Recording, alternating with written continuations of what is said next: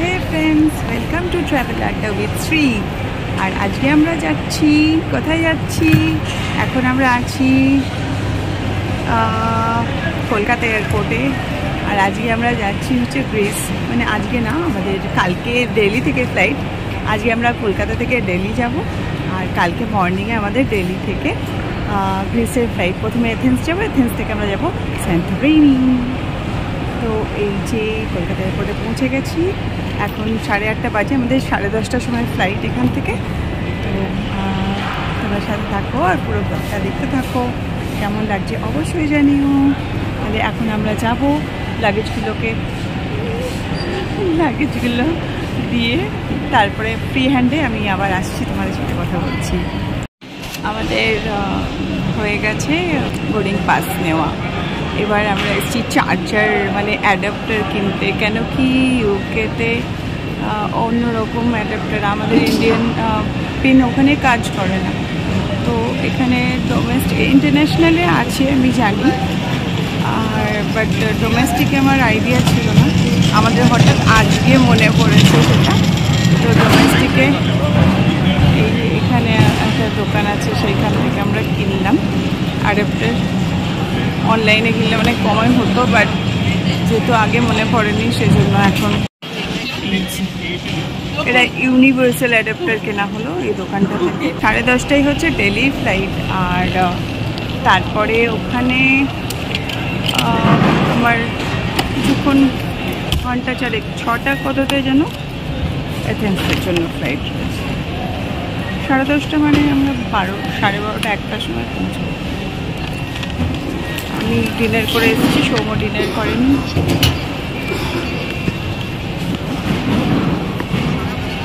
এখন অ্যাডাপ্টার ব্যাগে নিয়ে নেওয়া হয়েছে।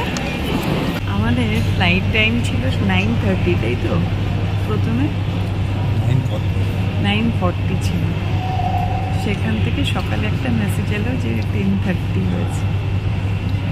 তারপরে এখন দেখছি সেটা 10:55 হয়েছে, মানে প্রায় 11টা। সময় একটু ঘুমিয়ে নিল, আমি বসে বসে বোর হচ্ছি। এবার আমি ডিনার করে এসেছি, সৌম্য ডিনার করে আসেনি। তো এখন খাবারের সন্ধানে ঘুরে বেড়াচ্ছি।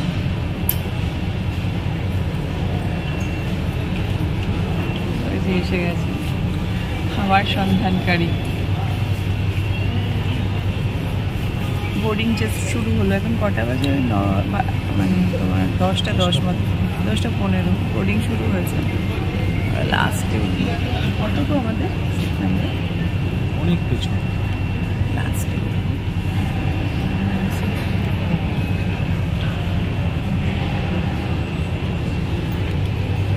চাটা খাওয়া হলো না। খেয়ে নাও, চা আরামসে খেতে পারবে, চা খাও। আমরা এখন দিল্লি এয়ারপোর্টে বসে আছি। হ্যাঁ, আমাদের কলকাতা থেকে দিল্লি ফ্লাইটটা লেট করেছে, ডিলেড হয়েছিল। তো ওটা ছাড়ার কথা ছিল 9:30, সেখান থেকে পেছোতে ওটা 11টায় ছাড়লো। আমরা এখানে ল্যান্ড করলাম 1টা, তারপর 1:30 মতো তখন মানে এসেছি এয়ারপোর্টে, সব কমপ্লিট আর কি হয়েছে। তারপর যাই হোক একটু লাউঞ্জে বসলাম, অল্প টুকটাক খাওয়া দাওয়া হলো। প্রচণ্ড রাশ, ইমিগ্রেশনে অতটা কিছু ব্যাপার হয়নি, টাইম লাগেনি, হার্ডলি 5 থেকে 10 মিনিট। বাট তারপরে সিকিউরিটি চেকের জন্য 1 ঘন্টার বেশি, মানে এত ভোরে, তখন 3টে বাজে। আমরা 3টের সময় এলাম, 4:30 মোটামুটি ওরকম কমপ্লিট হলো। তারপরে গেলাম লাউঞ্জে বসে টুকটাক খাওয়া দাওয়া হলো, একটু ফ্রেশ হয়ে নিলাম। এইবারে খেলতে গেছি নিউর ফ্লাইট এথেন্সের। আমরা এখন বসে আছি, এখন 6:30 বাজে। এটার টাইম হচ্ছে 6:30, বাট 6:10 বলেছিল ছেড়ে দেবে, মানে আগেই ছেড়ে দেবে। তো এবার এখানে এসে মানে আমরা লাউঞ্জ ছেড়ে বেরিয়ে এলাম, বেরিয়ে এসে গেট নাম্বার 15-এর সামনে পড়ে আছি ধর্ণা দিয়ে। আমাদেরকে বলছিল 5:40-এ আসতে, আমরা 5:30-তেই চলে এসেছি।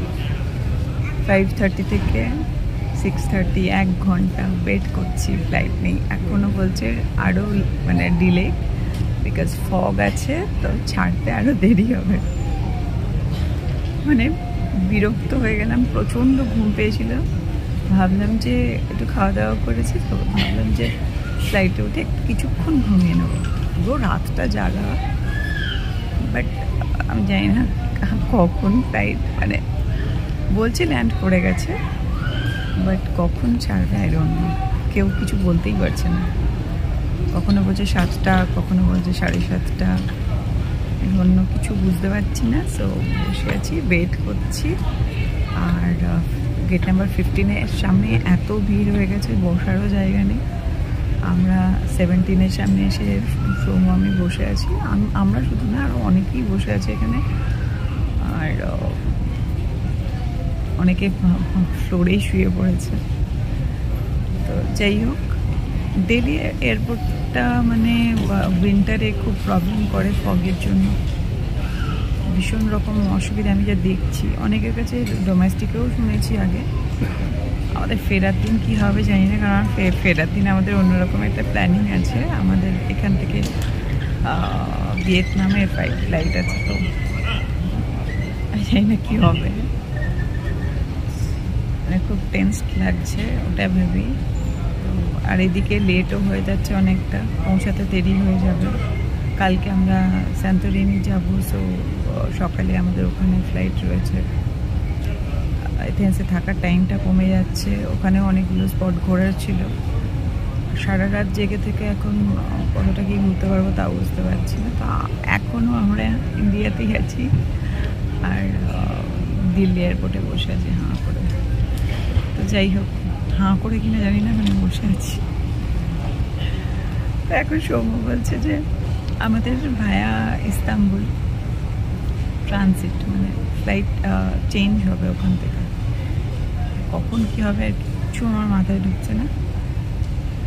আপাতত কটায় ছাড়লো সেগুলো তোমাদেরকে পরে আমি জানিয়ে দিচ্ছি। বাট এতটা 1 ঘন্টা লেট অলরেডি হয়ে গেছে, আর কতক্ষণ হবে জানি না। তো এই গেল এক্সপিরিয়েন্স কলকাতা থেকে দিল্লি, দিল্লি থেকে এথেন্সে। এখনও পৌঁছায়নি এথেন্স, বাকিটা পরে জানাচ্ছি। আবার আসছি। Oh my god. আমাদের আজকে ফ্লাইট দিল্লি থেকে 7:30 নাগাদ চলেছে। আর ইস্তাম্বুলের দিকে পৌঁছাবো বলে, বাট কানেক্টিং যে ফ্লাইটটা আছে সেটা ওরা কিছু বলে দেয়নি। সেটা কখন থাকবে গিয়ে দেখবো, দেখে তারপরে জানি না কখন পৌঁছাতে পারবো এথেন্সে। তোমাদেরকে আপডেট দিচ্ছি। আর ওখানে নেমে আমি এয়ারপোর্টে বার্লিনে বোর্ডিং করবো। ফ্লাইটে তোমরা শুনতে পাবে না বলে আমি ডিটেলসে বলিনি। অ্যাকচুয়ালি আমাদের কালকে যে ফ্লাইটটা ভোরবেলায় ছিল সকাল 6:30টার সময়, সেটা ইন্ডিগোর ক্যান্সেল হয়ে যায়, মানে দিল্লি টু ইস্তানবুল। তো কালকে আমাদেরকে ইস্তানবুল টু এথেন্সেরও বোর্ডিং পাস দিয়ে দেওয়া হয়েছিল, বাট সেটা ফ্লাইটটা আজকে এলো, 7:30 ছাড়লো দিল্লি থেকে। আমরা এখন আছি ইস্তানবুল এয়ারপোর্টে। এখানে থেকে আমরা বোর্ডিং পাস নিয়ে কালেক্ট করছি, করে নিয়ে আমরা যাব হচ্ছে এথেন্স।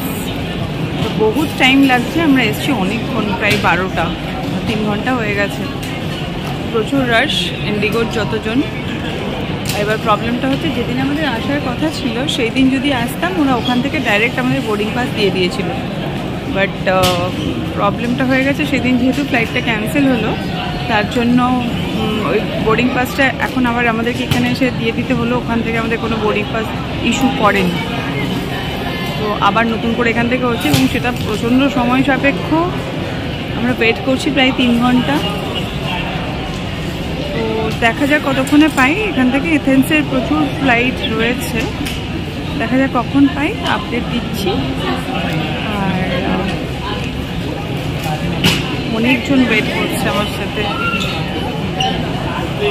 তবে ডেস্টিনেশন সবারই আলাদা আলাদা, বিভিন্ন জায়গাকার মানুষ রয়েছে।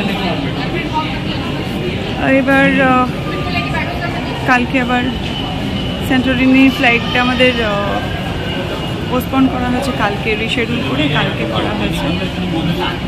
তো দেখা যাক কখন পাচ্ছি, তারপরে ওদেরকে আপডেট দিচ্ছি। এয়ারপোর্টে আছি, ঠিক বোর্ডিং পাস কালেক্ট করা হয়ে গেছে আমাদের। এখন আমরা যাচ্ছি এখানকার জন্য ফ্লাইট দিতে। শুধু এয়ারপোর্টটা মানে আমার তো ভীষণ ভালো লাগছে এসে, আর তোমাদেরকে দেখাচ্ছি, দেখো একটু। হ্যালো, দারুণ, পুরো এয়ারপোর্টে এরকম ভীষণ সুন্দর।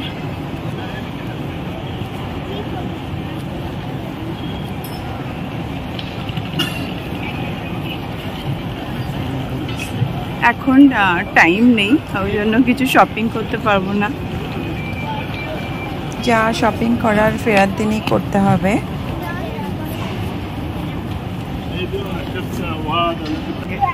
দেখো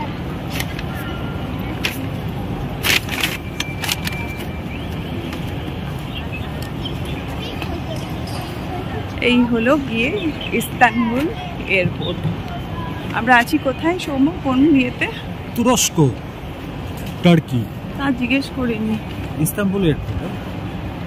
ও কোন কন্টিনেন্ট? It's European continent. যে প্রশ্নটা করবো সেটা বাদ দিয়ে সৌম্য সব উত্তর দিয়ে দেয়, আসলে প্রশ্নটাই তো শোনে না। কি প্রশ্ন ছিল? এটা এফ কত সেটা জিজ্ঞেস করছিলাম। F15। এখন আমরা ক্রস করিনি, তো আরেকটু দূরে হবে। হ্যাঁ, আমাদের এটা রয়েছে, গেট নাম্বার হচ্ছে F15। আমরা এখন ডিতে আছি, সেই এত সুন্দর ভিউ দেখতে দেখতে এফ পর্যন্ত যাব।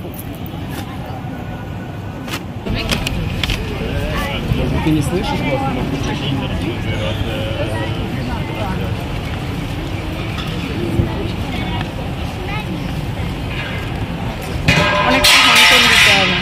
এটা পৌঁছে একটু কফি খেয়ে নেবো, এনার্জি বুস্টার। অনেক এনার্জি লস হয়ে গেছে।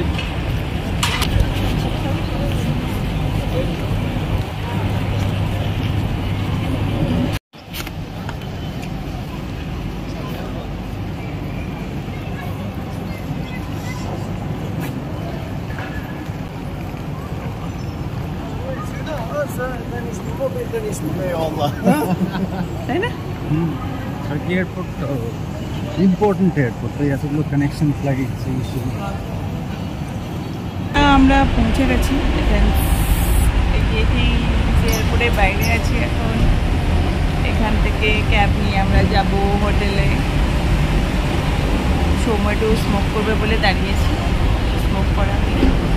আমরা এখান থেকে হোটেল যাবো। এখানে ঠান্ডা আছে, অল্প অল্প মোটামুটি ঠান্ডা আছে। যাই হোক, কালকে আবার সকালে আসতে হবে এখান থেকে সেন্টোরিনির ফ্লাইট। আমার যে সিটির মধ্যে যাওয়ার, ওখানে গিয়ে থাকা চাই, গিয়ে দেখাচ্ছি আমাদের। আমরা না না ঠিক আছে, এটাতে তুলবো। আমরা চলে এসেছি হোটেলে, রুমে ঢুকছি। 707 রুম নাম্বার। হোটেলটা বেশ ভালো, লোক্যালিটির মধ্যে, একদম সুন্দর। এখন হোটেল থেকে বেরোলাম আমরা, 8টা মতো বাজে। এয়ারপোর্ট যাব, সেন্টোরিনি ফ্লাইট। এখানে ক্লাউডি ওয়েদার। এই যে সৌম্যব্রত দা, ঠান্ডা আছে। সকালে দেখলাম 10 এই যে এথেন্সের রাস্তা দেখায় তো আমাদেরকে, একটু বুঝতে হবে আমাকে দেখে আর কি করবে, আমাকে তো সবসময় দেখো। এটা হচ্ছে এথেন্সের রাস্তা। আমরা সিটি সেন্টারের কাছাকাছি ছিলাম। Morning view. এখানে এগুলো হচ্ছে তোমার সব সোভেনিয়ার শপস।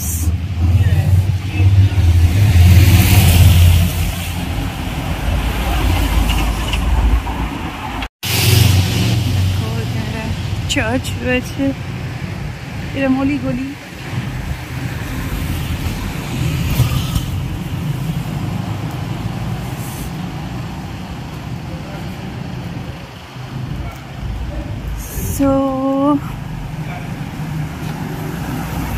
যখন কালকে চেক ইন করেছিলাম তখন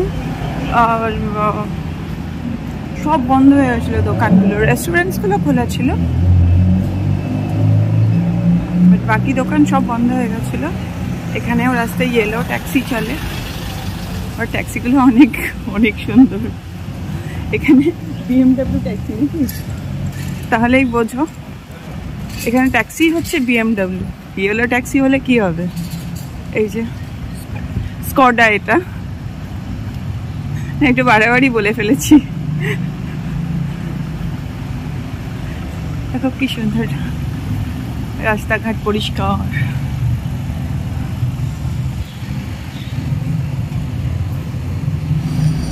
ওয়েট করছি সিগন্যাল বন্ধ হলে রাস্তা ক্রস করবো, সিগন্যাল খুলে গেছে। তো সাজানো গোছানো সুন্দর একটা শহর। তো দেখো সামনে এটা দেখে কি সুন্দর লাগছে, কত সুন্দর দেখেছো এই জায়গাটা। তবু না দাঁড়াতে দেয় না, ফটো তুলতে দেয় না কিছু। মেট্রো স্টেশন, মেট্রোতে যাবে? তোমার যাতে ইচ্ছে যাবো, যেটা বলবে। দেখো কত পায়রা,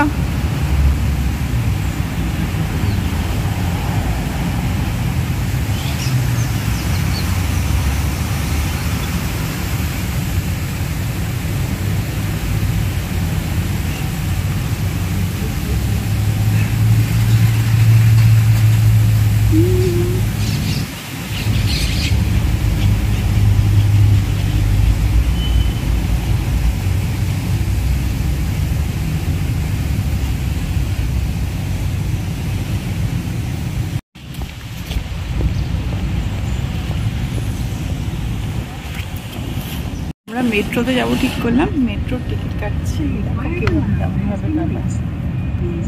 90 মিনিটস মানে কি? Within 90 minutes you can have it. Ticket এসে গেছে। কত ইউরো? 9 euro per head. টাকা ফেরত না নিয়ে চলে যাচ্ছিল। প্রচুর কয়েন্স জমে গেছে আমাদের কাছে। আমরা এখন বসে আছি এথেন্স এয়ারপোর্টে। বোর্ডিং পাস নেওয়া হয়ে গেছে। 11টায় ফ্লাইট, সরি 11:50-এ। আর আমরা আগে এসে গেছিলাম, সোমো ডিউটি ফ্রি সব থেকে কিছু কেনাকাটা করলাম। কিছুক্ষণ বসে যাব। এখন জাস্ট দেখছিলাম যে ওখানে এটা ডোমেস্টিক ফ্লাইট,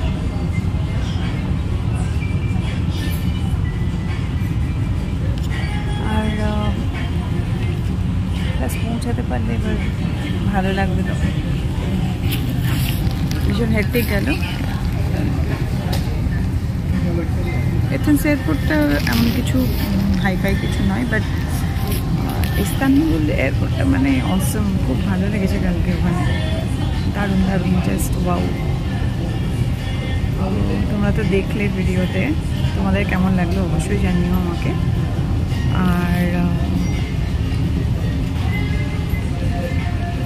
ডিউটি ফ্রি সব থেকে সৌম্য কিনলো হচ্ছে এই যে সিঙ্গলটন। ও বেচারা ক্যারি করতে হবে বলে এখানে সব 1 লিটারের বটল হয় ম্যাক্সিমামই। আমি ঠিক ব্লগিংয়ের চান্স পাচ্ছি না, কারণ চার্জারটা মেন লাগেজে থেকে গেছিলো, তো সেই জন্য আমি চার্জ দিতে পারছিলাম না। চার্জার না, মানে সরি অ্যাডাপ্টারটা। চার্জিং পয়েন্ট তো এখানে আলাদা হয়, বিকজ চার্জিং পয়েন্ট তো ওদের পিনটা আলাদা হয়। আমরা কিনে নিয়েছিলাম এয়ারপোর্ট থেকে, কলকাতা এয়ারপোর্ট থেকে, বাট ইউজ করতে পারিনি এখনও, জানি না। আবার দিয়ে দিয়েছি ওই ব্যাগটা। তো দেখি ওখানে গিয়ে। কালকে আমাদের হোটেলে খুব হেল্প করেছে ওরা, একটা আইফোনের চার্জার দিয়েছিল, ওটা দিয়ে সৌম্যটার আমার ফোনটা চার্জ হয়েছে, আইফোনটা। বাট এটা তো আইফোন নয়, তো সেই জন্য এটা চার্জ এখনও করে উঠতে পারিনি। এখনও পর্যন্ত ট্রিপটার আসল জায়গাতে আমরা পৌঁছে উঠতে পারি। পৌঁছানোর পরে এক্সপিরিয়েন্সটা তোমাদের সাথে শেয়ার করতে পারবো। এথেন্স এয়ারপোর্টে শপসগুলো ভালো ভালো আছে। আমরা এখন গেছি সেন্টোরিনির জন্য। আর আমাদের